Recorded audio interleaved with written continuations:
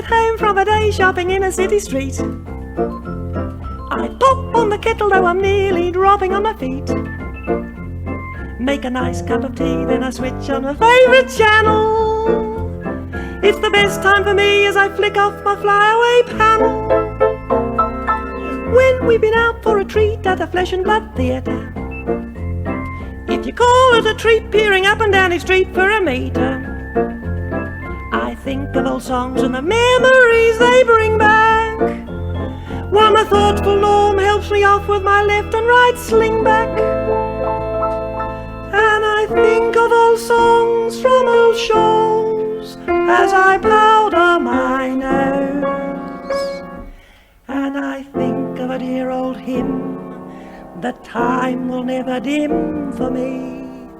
Before I met my Norm, it was the only hymn for me.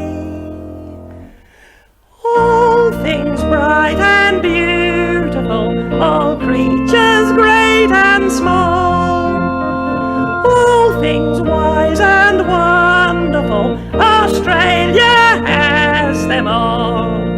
Our famous ballerinas, Joan Sutherland their star, our Hoover vacuum cleaners, our Cadbury's chocolate bar, our Clothall Purcell Snowy, for Austral picnic spread, where hums the humble blowy, and beetroot stains the bread. All things bright and beautiful have loaves that we bake. All things wise and wonderful, Australia takes the cake. Our great big smiling beaches, the smell of thick quick tan, our lovely juicy peaches that never blow the can, our gorgeous modern cities so famed throughout the earth, the Paris end of Collins Street, the Melbourne end of Perth. all things bright and beautiful, Though cynics sneer and plot, all things wise and wonderful, Australia's got the lot. The farricks that we scrape off those wee Australian chins, the fennel that we sprinkle inside our rubbish bins, our plate glass picture windows, Venetians open wide, in the land where nothing happens, there's nothing much to hide. all things bright and beautiful, Our wonderful wealth of natural mineral resources, all things wise and wonderful, and our even more wonderful wealth of different brands of tomato sauces. Australia is a Saturday with races on the tranny.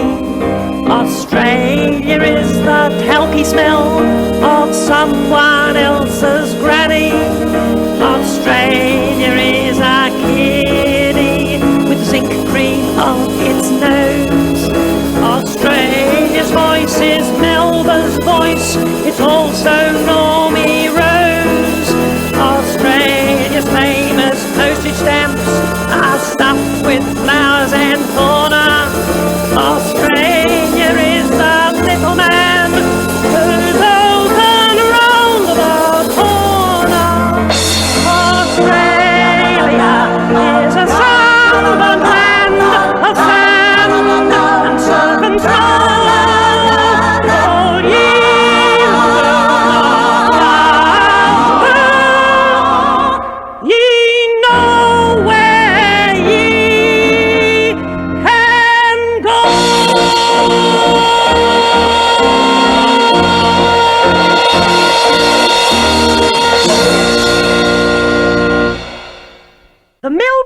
girlhood was a fine Rexona town. Her smile was bright with colonos and pearl white her gown. Her bedgood shoes with nugget shone, she scorned inferior brands, and in her lux white gloves there slipped her soft palm olive hands.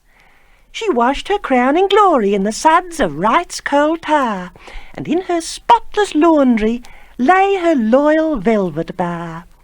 With Reckitt's blue, a knob or two, Dutch cleanser and a chamois, while every window in her house was sparkling with Bon-Ami. Lily white kept her bathtub bright, and Silvo shone her tap, and the fragrant scent of fennel wafted from her gully trap. But where, oh where, I ask you, is that wholesome lass of yore? The wonder wax has long since dimmed upon her kitchen floor. The marvier on her dining suite is caked with layers of soot, and her cute accurate face is black as a Monash student's foot. Her breath, where floral cashews mingled once with listerine, now reeks like new Australian food or a harpaglass latrine. Those stockings washed in sunlight soap are soaked with mud and sweat, and Aunt Jenny wouldn't recognise her filthy lace layette. Immaculate Miss Melbourne has really gone to pot. A foul old crone now occupies John Batman's spotless spot. She defiles the land we borrowed from the Aborigines, as I'm sure they would corroborate between corroborees. Her chimneys stain the Dulac sky, the Yarra is polluted, in Phillips Bay floats foul decay, the Mallee has been rooted.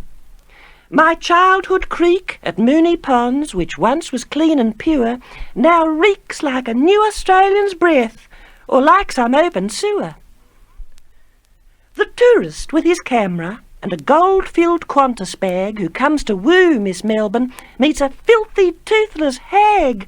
She reeks of oil and petrol fumes, her skin is clogged with grease, and in the nude she is tattooed with "Ban the Bomb" and "Peace." The tourist seeks that fresh young girl. Alas, he seeks in vain. Her healthy, smiling, open face is now an open drain. He seeks her sweet reflection in the cultural centre's moat, where swim the mandarine peels and the Rothman packets float. He seeks her in the civic square and in St Kilda too, with a squashed-up salad sandwich on the instep of his shoe. But the sun that shines is sickly, and the air he breathes is stale, and at night his once white hanky tells its own revolting tale. Meanwhile, in filthy London town, Sir Alexander Downer struggles to sell Australia while our wide brown land gets browner. Our white Australia, once as white and pure as Brown and Polson, now looks as black and grubby as Paul Robeson or Al Jolson. How sad that we who led the way in wholesome demolition, in ripping down germ-laden slums, should shirk a finer mission. Our spirit of progress, which reduced old buildings down to dust, was meant to kill Bacteria Bill and thwart the National Trust. But though those hideous landmarks have all been purged by Whelan, there still remains a vast terrain for rubbish to congeal in. How in this land of Laminex, Dettol and Pino Clean can such things be? The things we see and smell are quite obscene. Let us unite in this great fight against pollution's menace, or Melbourne will be filthier than Paris, Rome, or Venice.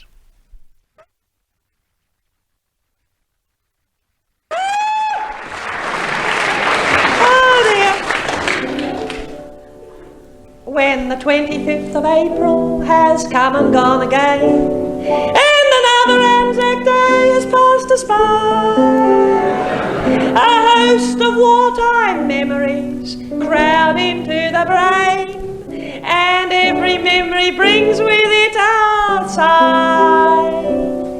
The years have rolled by since our youth and our heyday. Once the weekend is over, it's nearly Norm's payday. Time flies when you think that it's 17 years since VJ Day. When ours was a war-saving street, a humoresque street of holy palms, and we led the Jap to defeat. With our Commonwealth war savings bonds, in a homestead and cottage we stayed behind, a calm and courageous bunch. We glued cellophane on each plate glass window pane as we cut the kiddies' Oslo lunch. Oh, we grew our own silver beat in humoresque street and the holy palms, and those were the days of cracked wheat and lightly buttered wholemeal scones. In scout hall and schoolroom we did our bits, our duties we never shunned. All that pummel of aftershave, soap and toothpaste we gave to the local comforts fund. No sacrifice was too great. One meal a day without meat, it's a tale they tell in the RSL, when ours was a war-saving street. Though we had to shop with ration books and stores were short of stocks, Australian women helped to turn the tide by collecting fat for Britain and knitting khaki socks. A pair a week on 5 needles was my pride. Now I don't want to sound a conceited old duffer, but our generation was just so much tougher than yours. These young people don't know what it feels like to suffer. When ours was a war-saving street, and with a sign on our telegraph pole, and wedgies we wore on our feet, choices and our hair in a victory roll. Remember hardship, privation, we knew thy names in kitchen and shop, suburban, but it freed us from care when we heard on the air Berlin and Diana Durban. Ours was a firm liberal seat in humoresque street of Mahoney Palms. Chocolates were rather a treat, and we never had enough coupons. The gas producer, the mock cream sponge, the butterless recipe. Our lives were scarred like that patch in the yard where the air raid shelter used to be. History can sometimes repeat. While there are men, there'll be wars. Ours was a war-saving street. Where's yours? Where's yours? Where's yours?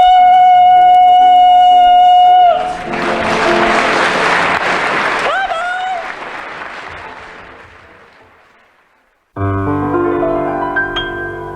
The English have a quality I'd like to sing about. It's not the sort of quality bestowed on wog or kraut. When things are on the sticky side, you never throw a tiz. A special something sees you through. I'll tell you what it is. Spunk, spunk, spunk, you're so full of British spunk.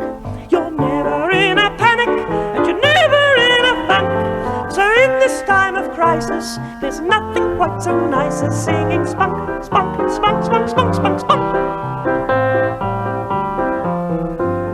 The dissolution of the monasteries was a very sad affair. It was so iconoclastic. There was stained glass everywhere. The poor old abbots in their habits said, my God, what hit us? So each of them slipped down in his crypt and sang this spunk debitus. Spore, spore, spunk, we're so full of British spunk. It's diabolical to be a more redundant monk. So in this time of crisis, there's nothing quite so nice as singing spunk, spunk, spunk, spunk, spunk. The Black Hole of Calcutta was a very nasty place. The curry was disgusting, and the toilet a disgrace. The grubby Indian menu gave you very little choice. So the hungry English patrons all cried out as with one voice. Spunk, spunk, spunk, full of British spunk. Though our tummies are a-rumbling and our numbers sadly shrunk. But in this time of crisis, there's nothing quite so nice as singing spunk, spunk, spunk, spunk, spunk, spunk, spunk.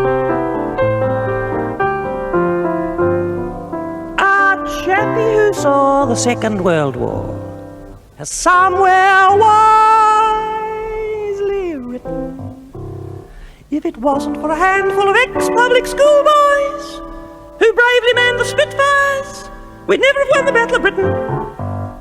But up spoke Winston Churchill above the battle's din. You poor little Poms will be safe from the bombs if you sing with Vera Lynn. Spunk, spunk, spunk. We're so full of British spunk. Though the place is full of foreigners, and the pound has done a run. But in this time of crisis, there's nothing quite so nice as singing spunk, spunk, spunk. We're so full of British.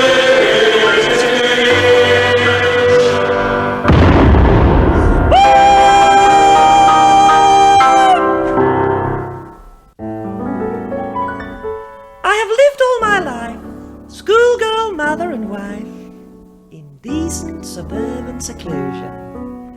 But the call of the sea has created in me a curiously restless confusion. Please don't think I'm disloyal to my Mooney Pond soil. I adore it, but let me confess, now I'm back from abroad, I'd love to afford to change my historic address, for it's so beautifully quiet in Hyatt, where my daughter and son-in-law dwell.